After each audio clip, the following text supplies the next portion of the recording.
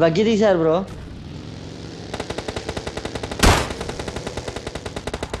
Damage bro.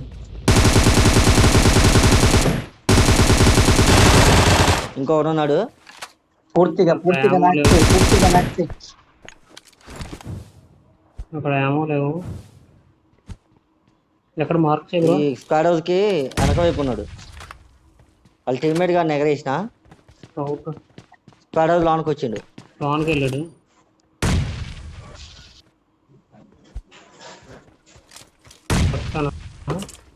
లేదు bro, container వెనకాల ఉన్నాడు. అదే వుడెన్ కంటైనర్ ఉంటుంది. ఆగాగు, వెయిట్ చేయి, నేను హెల్ప్ చేసిన.